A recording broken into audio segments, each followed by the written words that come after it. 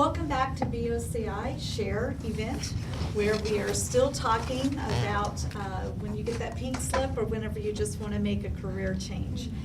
And we talked, first of all, with Chris Bonner, who actually had the pink slip several times over, to me, who just had to make a change. And now then we are with Margaret Banks, who is just sold a business to Wells Fargo, which gave you the freedom to make a change. So tell us about that, Margaret, because when I was trying to get the bio, she goes, that would be the whole story. So welcome to BOCI Share TV. And go ahead. What company was it that you sold? I actually for 12 years ran my own brokerage firm, and so I had literally fallen into this industry, as a lot of people do, just looking for a job that was going to take me to the next level of growth that I wanted, something professional. I had completed my bachelor's as a returning student at age 30, then got my master's degree at age 34. And wow. So I came back to the U.S. from grad school in England, and as many people do, just needed a way to make the kind of living that I wanted to make. And so I fell into the financial advisory business, and eventually built my own firm after many years with some large national firms. And finally hit a point where it was fun, but it wasn't that much fun anymore, and I felt like there was just something else out there for me. So that eventually brought me. Sorry, we have a phone going. It would be fine. I thought of it a little earlier. I thought, I don't know if I did anything with that. But I just eventually hit a point where I'm nearing that age 50, and I think that when you get to that point, I know it's been called the midlife crisis. I don't feel like I'm going through a crisis, but I did feel like I had done something successfully. It had run its course, and I was just ready to move on to the next thing. So that's, fortunately by selling my company and moving back home to Memphis, it gave me the opportunity to take some time to go through the steps that I had taken anytime I made a major career change. And so that's what I'm doing right now, and I'm finally happy to say I'm down to my last step. I'll share those steps with you, but I'm down to the last step, and hopefully I think I'm within about maybe 2 months of beginning the training for a new career. That's awesome. Now, how do you go about, you just call up Wells Fargo and say, hey, come buy my business? No, they contacted me actually. Really? Yeah. So you had become that well known that they felt you were competition enough that they wanted to buy you? Exactly. Pretty much, is that how that, whenever they contacted you? They knew I was wanting to move back to Memphis. Word got around in the industry. And so they knew I was wanting to come back to Memphis, and they just started texting me every day. Oh, wow. So Dillers, do you hear that? You can call me anytime. There you go. But the thing with me, I like to say that my life has gone in 4-year chunks. For me, careers are really an opportunity for personal growth. So I went straight into the military from high school because there were some things that I knew I needed to build on. I needed to build discipline. I wanted structure. That's awesome that you saw that in yourself. Exactly. You have to evaluate your weaknesses and your strengths. And so I got those things through my years in the military. Got out of the military and then became a flight attendant, because then I wanted something fun. I wanted to travel, but I didn't want to pay for it. So I spent 4 years as a flight attendant living in the New York area. And that was wonderful, but then I hit 30, and even though I loved what I was doing, I knew that it was time to quote-unquote get serious, get that degree that I had never got. So I moved back to Memphis and became an adult student. And so the job that I actually had during that period was strictly a pay the bills, but also build up some extra skills while I'm going to school. And then again, grad school continued on, and Are those the 4 steps, or? they're not the steps. Tell us the steps. I will share the steps. And if you've got a notepad and pen, I recommend that you write these down. The first thing is, especially if you have lost a position, if you've been laid off, if you've got your pink slip, or even if you're just feeling like there's just something out there for you. The first is P, permission. Beat ourselves up and we think we're losers. Or we don't get even started. Well, I don't have a goal in mind, so I can't even get started. Well, and Yeah. so you do need to set a time limit. Give yourself just a little period of time. It might be a week, it might be 2 weeks. If you can afford it, it might be a month. Just to sit back and say, it's okay if I don't know where I'm going right now. Okay. Just give yourself that permission. And open your eyes, open your heart. Know that there will be some opportunities coming when the time is right. And yes, you can't just hang out forever. Like I say, you do need to set a specific time limit. Use this to center yourself. Again, you've probably been beating yourself up mentally. Even if it's a voluntary change, you're probably scared and fearful, and so you really need to find your center during this time. I know I made a change when I had first come back to Memphis. I didn't know what I was going to study in school. Again, I'm 30 years old. I literally used to go out. I lived downtown on Mud Island, that's in Memphis, and I would go outside sometimes and just sit out by the river and just relax and maybe read a book, something interesting to me. And I would take a notepad and I would just make some notes. What do I want? What's important to me in life? What are my values? Give yourself time to reconnect with yourself. A lot of us have disconnected from who we were when we were younger and had all that energy and all of those big dreams. Reconnect to your dreams. Give yourself permission to not be realistic for a while. Give yourself permission to just let your brain and your heart go. Now, once you've done that, then it's time to start work. You've got to start researching. As you got to know yourself, you first of all research yourself. What did you come up with that are your gifts? You've got some things that you enjoy doing and that you're very, very good at doing. Figure out if some of those could turn into money generation. Okay? Because at the end of the day, you got to make money to pay the bills. Exactly. So look at those gifts and figure out if there's anything that you naturally do that could lead into a career. And then you also, you need to start looking for careers. One thing that I did for a couple of weeks was just to jump on to Indeed.com, and that's INDEED.com. It's actually a job website, and I would just look at all of the different jobs that were available in Memphis to see if there was anything that just jumped out at me, any particular industry that I might be interested in. And that also helped me know what new jobs are out there. In the 13 years since I went into finance, there are a lot of interesting positions out there, especially in the world of web design, social media, a lot of stuff out there that I never dreamed of. You know, that's interesting because you say that as in your search or whatever, but I took a job for research. Exactly. I was just playing around. I was on Monster. I was just playing around and I typed in fashion in Memphis, and a job at a men's store at Joseph A. Bank popped up. Exactly. And I went, I know all about taking care of women, but the place I'm really lacking is taking care of the men. So you could improve your skills. So I could improve my skills. Exactly. So I zipped off a resume. Not 5 minutes later, I got a phone call, and it was the manager of the store. And he said, "Could you come in tomorrow for an interview?"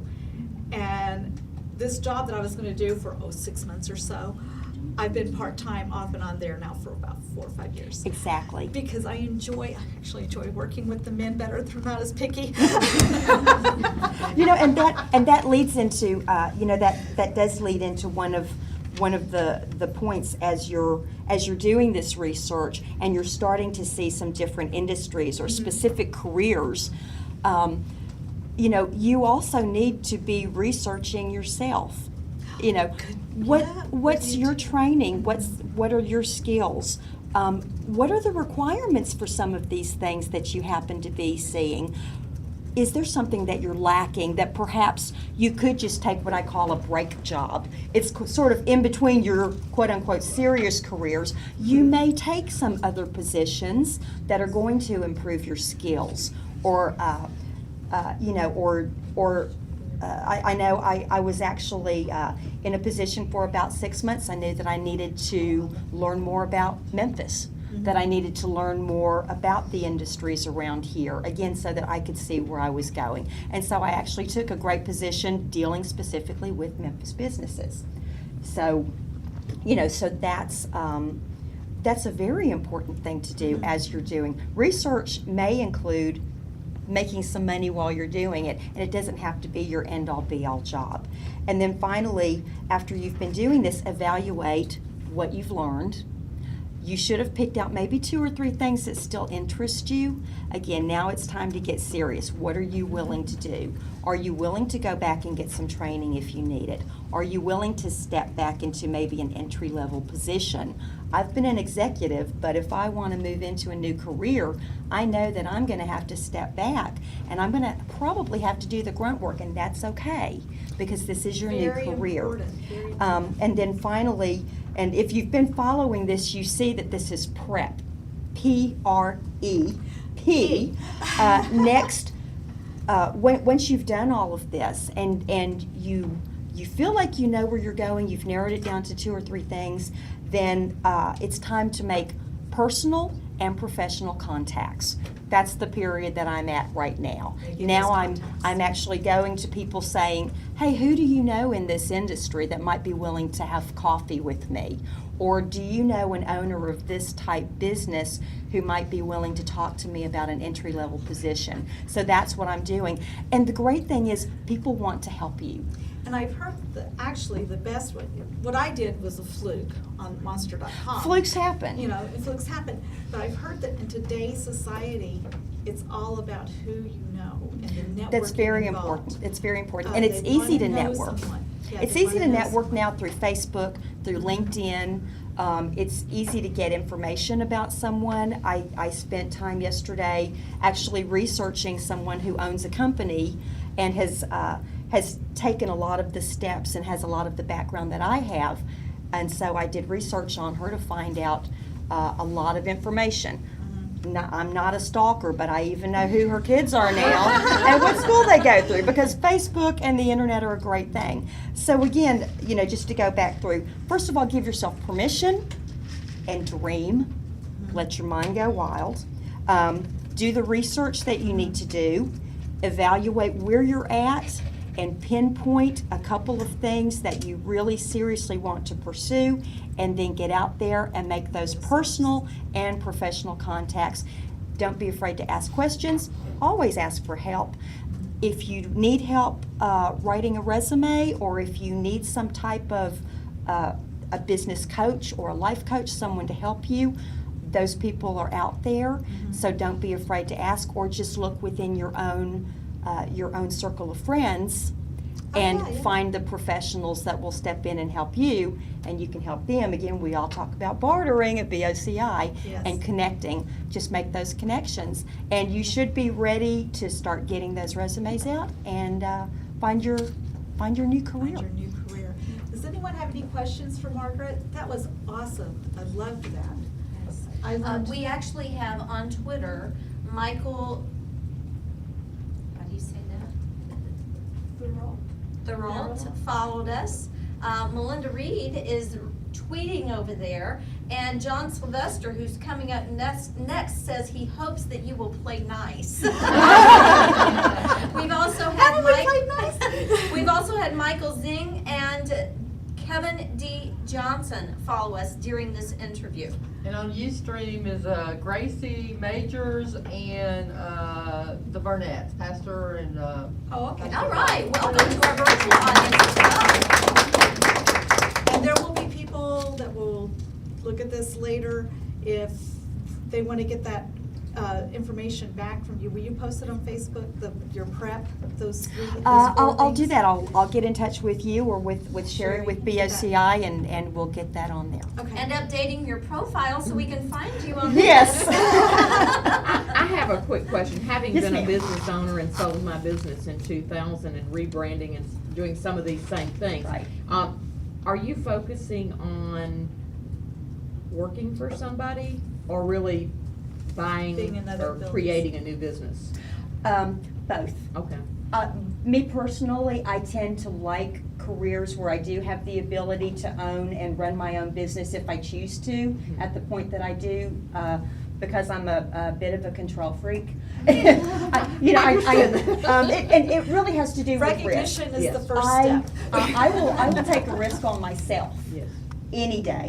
What I don't trust is a company who could fire me or lay me off at any time. So what I tend to go for is long-term careers where I can go in and actually be an employee, gather the information that I need, and build the skills. And then with the help of that company or that business owner, they will give me permission and actually help me move into my own business. That's what I did in finance very successfully. The owner of the company that I was with asked me, would you like to go independent? Would you like your own company? You're at the point to be able to do that, and we will help you. And so the couple of things that I'm looking at, the one in particular, I notice is exactly that. It's the type of thing where I go in, I will build the skills for probably 2 to 3 years. And then if I do want to go out on my own, it's going to be a very easy thing to hang my shingle once I've built up the skills and the contacts that I need. If I want to. I like flexibility. That's awesome. Well, Margaret, thanks. Oh, Beverly, go ahead. Are you concerned about like going into a company and learning from them and kind of like having a short-term attitude so that you gain what you want and then leave them and how that company feels, or does that not happen? I think, first of all, you need to be very honest. The particular field that I'm looking at, it is accepted that you will gain experience and then potentially hang your own shingle. So that's not really going to be an issue. When I go into a company, though, I don't have a short-termer's attitude, because if it works out, I'll stay there. If I like it, if everything is going great and I'm getting what I need, and both financially and fulfillment-wise, I'm a big career fulfillment person, then I will stay at that company and be very happy. So I really don't go in with a short-term attitude where I'm just gonna suck all the information dry and then go off on my own, because you don't know what the future holds. And working for a company offers some great things. You can get 401ks, you can get benefits. The grass is not always greener as a business owner. There are good sides and bad sides to both. So, that's it. Many years ago, you stayed with the company because they were loyal, you were loyal. Right. And, you grew with them. And the world has changed. It's a different change. You have to really take care of yourself and take care of your family, but also have some loyalty to your company, I believe. So, Okay, thank you so much, Margaret, for being here and Thank you. discussing. And again, please make sure that we get those, your prep. if anyone does want to get in touch with me, I know they can go through the BOCI site, Yeah. and I'll be happy to respond. Okay, thank you so much, Margaret, thanks.